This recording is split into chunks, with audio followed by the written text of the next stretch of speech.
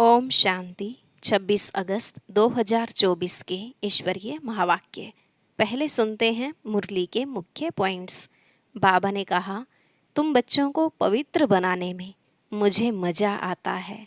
जो अभी पवित्र बनेंगे वही नई दुनिया में आएंगे और राज्य करने के लायक बनेंगे। पहले अल्फ बाप को याद करो, पीछे है बादशाही, जिसके लिए ही तुमको डायरेक्शन देते हैं। बाप कोई ज़्यादा मेहनत नहीं देते, सिर्फ कहते हैं अपने को आत्मा समझो। पहले पहले तुम्हें यही पाठ पक्का करना है कि हम देह नहीं आत्मा हैं। फिर बाबा ने कहा, सब तो फुल पास नहीं होंगे, 100 मार्क्स से फिर कम कम होते जाते हैं, इसलिए बहुत पुरुषार्थ करना पड़े, इसमें ही फेल हो जाते हैं। सर्विस करना तो सहज है, पुरुषार्थ ज़्यादा करने के लिए बाप राय देते हैं, याद की यात्रा में रहो। इस याद की यात्रा से ही तुम्हारे जन्म जन्मांतर के सब विकर्म विनाश होते हैं। लास्ट में बाबा ने कहा, मीठे मीठे बच्चों, उठते बैठते सिर्फ माँ में कम याद करो। बाप की याद ही मुख्य है, पढ़ाई से पाप नहीं कटेंगे। अब सुनते हैं महावाक्यों को विस्तार से। बाबा ने कहा, मीठे बच्चे, बड़ा बाबा तुम बड़े आदमियों को ज़्यादा मेहनत नहीं देते, सिर्फ 2 अक्षर याद करो, अल्फ और बे। प्रश्न, रूहानी बाप का मुख्य कर्तव्य कौन सा है जिसमें ही बाप को मज़ा आता है? उत्तर, रूहानी बाप का मुख्य कर्तव्य है पतितों को पावन बनाना। बाप को पावन बनाने में ही बहुत मज़ा आता है। बाप आते ही हैं बच्चों की सद्गति करने, सबको सतोप्रधान बनाने, क्योंकि अब घर जाना है। सिर्फ एक पाठ पक्का करो, हम देह नहीं आत्मा हैं। इसी पाठ से बाप की याद रहेगी और पावन बनेंगे। ओम शांति। रूहानी बाप बैठ रूहानी बच्चों को समझाते हैं। बाप को भी मज़ा आता है तुम बच्चों को पवित्र बनाने में, इसलिए कहते हैं पतित पावन बाप को याद करो। सर्व का सद्गति दाता वह एक ही बाप है, और कोई है नहीं। यह भी तुम अभी समझते हो कि अब घर जाना है जरूर। पुरुषार्थ ज़्यादा करने के लिए बाप कहते हैं याद की यात्रा जरूरी है, याद से ही पावन बनेंगे। फिर है पढ़ाई, पहले अल्फ बाप को याद करो, पीछे यह बादशाही, जिसके लिए तुमको डायरेक्शन देते हैं। तुम जानते हो 84 जन्म कैसे लेते हैं। सतो प्रधान से तमो प्रधान बनते हैं, सीढ़ी नीचे उतरना होता है। अब फिर सतो प्रधान बनना है। सतयुग है पावन दुनिया, वहाँ एक भी पतित नहीं। सतयुग में यह बातें होती नहीं। मूल बात है पावन बनने की। अभी तो पवित्र बनो, तभी नई दुनिया में आएंगे और राज्य करने के लायक बनेंगे। सबको पावन बनना ही है, वहाँ पतित होते ही नहीं। जो अभी सतो प्रधान बनने का पुरुषार्थ करते हैं वही पावन दुनिया के मालिक बनेंगे। मूल बात ही एक है, बाप को याद करने से सतो प्रधान बनना है। बाप कोई ज़्यादा मेहनत नहीं देते हैं, सिर्फ कहते हैं अपने को आत्मा समझो। बार बार कहते हैं पहले यह पाठ पक्का करो, हम देह नहीं हम आत्मा हैं। बस बड़े आदमी जास्ती नहीं पढ़ते हैं, 2 अक्षर में ही सुना देते हैं। बड़े आदमी को तकलीफ नहीं दी जाती है। तुम जानते हो सतो प्रधान से तमो प्रधान बनने में कितने जन्म लगे हैं। 63 जन्म नहीं कहेंगे, 84 जन्म लगे हैं। यह तो निश्चय है ना, हम सतो प्रधान थे, स्वर्गवासी अर्थात सुख धाम के मालिक थे। सुख धाम था जिसको ही आदि सनातन देवी देवता धर्म कहा जाता है। थे वह भी मनुष्य, सिर्फ दैवी गुण वाले थे। इस समय हैं आसुरी गुण वाले मनुष्य, यह तो शास्त्रों में लिख दिया है। इस समय हैं आसुरी गुण वाले मनुष्य, यह तो शास्त्रों में लिख दिया है कि असुरों और देवताओं की युद्ध लगी, तब देवताओं का राज्य स्थापन हुआ। यह तो बाप समझाते हैं। तुम पहले असुर थे, बाप ने आकर ब्राह्मण बनाए, ब्राह्मण से देवता बनाने की युक्ति बताई है। बाकी असुरों और देवताओं की लड़ाई की तो बात ही नहीं। देवताओं के लिए कहा जाता है अहिंसा परमो धर्म। देवता कभी लड़ाई थोड़े ही करते, हिंसा की बात हो न सके। सतयुग में दैवी राज्य में लड़ाई कहाँ से आई? सतयुग के देवता यहाँ आकर असुरों से लड़ेंगे या असुर वहाँ देवताओं के पास जाकर लड़ेंगे? हो नहीं सकता। यह है पुरानी दुनिया, वह है नई दुनिया, फिर लड़ाई कैसे हो सकती? भक्ति मार्ग में तो मनुष्य जो सुनते हैं वह सत सत करते रहते हैं। कोई की बुद्धि नहीं चलती है, बिल्कुल ही पत्थर बुद्धि है। कलयुग में पत्थर बुद्धि, सतयुग में पारस बुद्धि होते हैं। राज्य है ही पारसनाथ का, यहाँ तो राज्य है नहीं। द्वापर के राजाएं भी अपवित्र थे। रतन जड़ित ताज था, लाइट का नहीं, अर्थात पवित्रता नहीं थी। वहाँ सब पवित्र थे।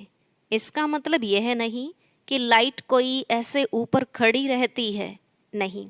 चित्र में पवित्रता की निशानी लाइट दिखाई है। इस समय तुम भी पवित्र बनते हो। तुम्हारी लाइट कहाँ है? यह तुम जानते हो। बाप से योग रख पवित्र बनते हैं। वहाँ विकार का नाम नहीं। विकारी रावण राज्य ही खत्म हो जाता है। यहाँ रावण दिखाते हैं, यह सिद्ध करने के लिए कि अभी रावण राज्य है। रावण को हर वर्ष जलाते हैं, परंतु जलता नहीं है। तुम उन पर विजय पाते हो, फिर यह रावण होगा ही नहीं। तुम हो अहिंसक, तुम्हारी विजय योग बल से होती है। याद की यात्रा से तुम्हारे जन्म जन्मांतर के सब विकर्म विनाश होने हैं। जन्म जन्मांतर अर्थात कब से? विकर्म कब शुरू होते हैं? पहले पहले तो तुम आदि सनातन देवी देवता धर्म वाले ही आए हो। सूर्यवंशी फिर चंद्रवंशी में 2 कला कम हो जाती हैं, फिर आहिस्ते आहिस्ते कला कम होती जाती है। अब मूल बात है, बाप को याद कर सतो प्रधान बनना है। जो कल्प पहले सतो प्रधान बने थे वही बनेंगे, आते रहेंगे।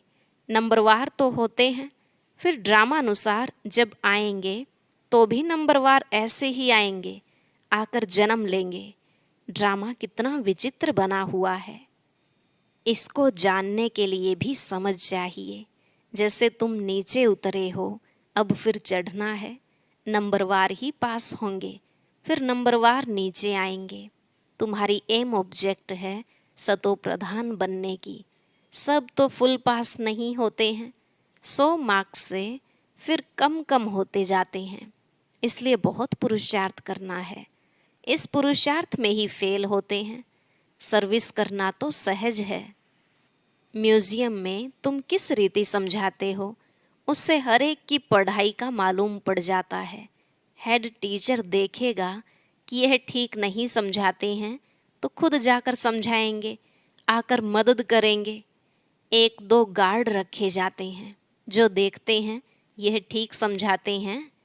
कोई कुछ पूछता है तो मूंझ तो नहीं जाते। यह भी समझते हैं सेंटर की सर्विस से प्रदर्शनी की सर्विस अच्छी होती है, प्रदर्शनी से म्यूजियम में अच्छी होती है। म्यूजियम में शो करते हैं अच्छी तरह से, फिर जो देख कर जाते हैं औरों को सुनाते रहेंगे। यह तो पिछाड़ी तक चलता रहेगा। यह गॉड फादरली वर्ल्ड यूनिवर्सिटी अक्षर अच्छा है। इसमें मनुष्य का तो नाम ही नहीं। इनका उद्घाटन कौन करता है? बाप ने कहा, तुम बड़े आदमी से उद्घाटन कराते हो तो बड़े का नाम सुनकर बहुत आते हैं, एक के पिछाड़ी ढेर आ जाएंगे। इसलिए बाबा ने दिल्ली में लिखा कि बड़े बड़े आदमियों की जो ओपिनियन है वह छपाओ, तो मनुष्य देखकर कहेंगे इनके पास इतने बड़े बड़े आदमी जाते हैं, यह तो बहुत अच्छा ओपिनियन देते हैं, तो यह छपाना अच्छा है। इसमें और तो कोई जादू आदि की बात नहीं। इसलिए बाबा लिखते रहते हैं ओपिनियन का किताब बनना चाहिए, यहाँ भी बांटना चाहिए। गाया जाता है झूठी काया झूठी माया, इसमें सब आ जाते हैं। बहुत हैं जो कहते हैं यह रावण राज्य, राक्षस राज्य है। पहले तो जिनका राज्य है उनको ख्याल आना चाहिए। कहते हैं हम पतितों को पावन बनाओ, तो पतित पने में सब कुछ आ गया। सब कहते हैं हे पतित पावन, तो जरूर पतित ठहरे ना। तुमने यह चित्र भी राइट बनाया है कि पतित पावन परम पिता परमात्मा है। यह सब नदी नाले, अमृतसर में भी तालाब है, पानी सारा मैला हो जाता है, उसको वो लोग अमृत का तालाब समझते हैं। बड़े बड़े राजे लोग अमृत समझ तालाब साफ करते हैं, इसलिए नाम ही रखा है अमृतसर। अब अमृत तो गंगा जी को भी कहते हैं। पानी इतना गंदा हो जाता है, बात मत पूछो। बाबा का इन नदियों आदि में स्नान किया हुआ है, बहुत गंदा पानी होता है। फिर मिट्टी उठाकर लगाते हैं। बाबा अनुभवी है ना, शरीर भी पुराना अनुभवी लिया है। इन जैसा अनुभवी कोई होगा नहीं। बड़े बड़े वायसराय, किंग्स आदि से भी मुलाकात करने का अनुभव था। जवार बाजरी भी बेचते थे। बस 4-6 आना कमाया तो खुश हो जाते थे बचपन में। अब तो देखो कहाँ चले गए। गावड़े का छोरा फिर क्या बनते हैं। बाप भी कहते हैं मैं साधारण तन में आता हूँ। यह अपने जन्मों को नहीं जानते हैं, कैसे 84 जन्म ले पिछाड़ी में छोरा बना। यह बाप बैठ समझाते हैं। चरित्र न श्री कृष्ण के हैं न कंस के हैं। मटकी फोड़ना आदि यह सब तो श्री कृष्ण के चरित्र हो नहीं सकते। बाप देखो कितना सिंपल बताते हैं। मीठे मीठे बच्चों, उठते बैठते तुम सिर्फ मामेकम याद करो। मैं ऊंचते ऊंच सभी आत्माओं का बाप हूँ। तुम जानते हो हम सब ब्रदर्स हैं, वह बाप है। हम सभी ब्रदर्स एक बाप को याद करते हैं। वह तो हे भगवान, हे ईश्वर कहते हैं, परंतु जानते कुछ भी नहीं। बाप ने अभी परिचय दिया है। ड्रामा के प्लान अनुसार इनको गीता का युग कहा जाता है, क्योंकि बाप आकर ज्ञान सुनाते हैं जिससे ऊंच बनते हो। आत्मा भी शरीर धारण कर फिर उवाच करती है। बाप को भी दिव्य लौकिक कर्तव्य करना है, तो शरीर का आधार लेते हैं। आधा कल्प मनुष्य दुखी होते हैं तो फिर बुलाते हैं। बाप कल्प में एक ही बार आते हैं। तुम तो बार बार पार्ट बजाते हो। आदि सनातन है देवी देवता धर्म, वह फाउंडेशन है नहीं। उन्हों के बाकी सिर्फ चित्र रह गए हैं। तो बाप भी कहते हैं तुमको यह लक्ष्मी नारायण बनना है। एम ऑब्जेक्ट तो सामने खड़ा है, यह है आदि सनातन देवी देवता धर्म। बाकी हिंदू धर्म तो कोई धर्म है नहीं। हिंदू तो हिंदुस्तान का नाम है।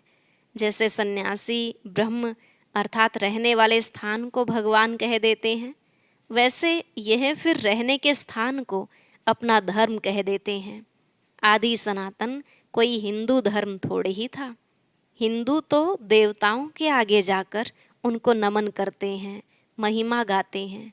जो देवता थे वही हिंदू बन गए।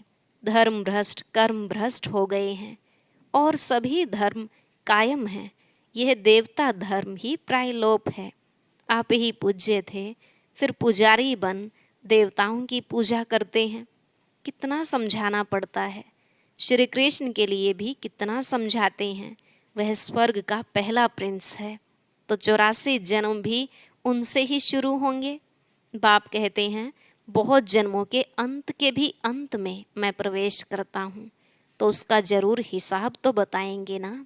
यह लक्ष्मी नारायण ही नंबर 1 में आए थे, तो जो पहले हैं वही फिर लास्ट में जाएंगे। सिर्फ एक श्री कृष्ण तो नहीं था ना, और भी तो विष्णु वंशावली थे। इन बातों को तुम अच्छी रीति जानते हो, यह फिर भूल नहीं जाना है। अभी म्यूजियम तो खुलते रहते हैं, बहुत खुल जाएंगे, बहुत लोग आएंगे।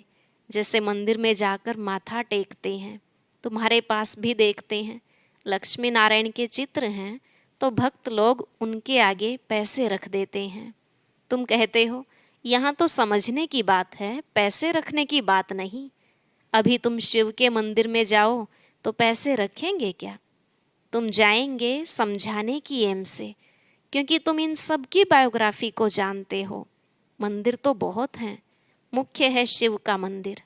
वहाँ औरों की मूर्तियाँ क्यों रखते हैं? सबके आगे पैसे रखते जाएंगे तो आमदनी होगी, तो वह शिव का मंदिर कहेंगे, वह शिव परिवार का मंदिर कहेंगे। शिव बाबा ने यह परिवार स्थापन किया। सच्चा सच्चा परिवार तो तुम ब्राह्मणों का है। शिव बाबा का परिवार तो सालिग्राम है। फिर हम भाई बहन का परिवार बन जाते हैं। पहले भाई भाई थे, फिर बाप आते हैं तो भाई बहन बनते हैं। फिर तुम सतयुग में आते हो तो वहाँ परिवार और बड़ा होता है, वहाँ भी शादी होती है तो परिवार और वृद्धि को पाता है। घर अर्थात शांतिधाम में रहते हैं तो हम भाई हैं, एक बाप है। फिर यहाँ प्रजापिता ब्रह्मा की संतान भाई बहन हैं और कोई नाता नहीं है। फिर रावण राज्य में बहुत वृद्धि होती जाती है। बाप सब राज समझाते रहते हैं, फिर भी कहते हैं मीठे मीठे बच्चों, बाप को याद करो तो जन्म जन्मांतर के पापों का बोझा उतर जाएगा। पढ़ाई से पाप नहीं कटेंगे, बाप की याद ही मुख्य है। अच्छा, मीठे मीठे सिकिलधे बच्चों प्रति माता पिता बाप दादा का याद प्यार और गुड मॉर्निंग। रूहानी बाप की रूहानी बच्चों को नमस्ते। रूहानी बच्चों की रूहानी बाप दादा को नमस्ते नमस्ते, गुड मॉर्निंग, शुक्रिया बाबा, शुक्रिया। धारणा के लिए मुख्य सार। पहला पॉइंट, फुल मार्क्स से पास होने के लिए अपनी बुद्धि को सतो प्रधान पारस बनाना है। मोटी बुद्धि से महीन बुद्धि बन ड्रामा के विचित्र राज को समझना है। दूसरा, अभी बाप समान दिव्य और अलौकिक कर्म करने हैं। डबल अहिंसक बन योग बल से अपने विकर्म विनाश करने हैं। आज का वरदान, कर्म और योग के बैलेंस द्वारा ब्लेसिंग का अनुभव करने वाले कर्म योगी भव। कर्म और योग के बैलेंस द्वारा ब्लेसिंग का अनुभव करने वाले कर्म योगी भव। बाबा ने कहा कर्म योगी अर्थात हर कर्म योग युक्त हो। कर्म योगी आत्मा सदा ही कर्म और योग का साथ अर्थात बैलेंस रखने वाली होगी। कर्म और योग का बैलेंस होने से हर कर्म में बाप द्वारा तो ब्लेसिंग मिलती ही है, लेकिन जिसके भी संबंध संपर्क में आते हैं उनसे भी दुआएं मिलती हैं। कोई अच्छा काम करता है तो दिल से उसके लिए दुआएं निकलती हैं कि बहुत अच्छा है, बहुत अच्छा मानना ही दुआएं हैं।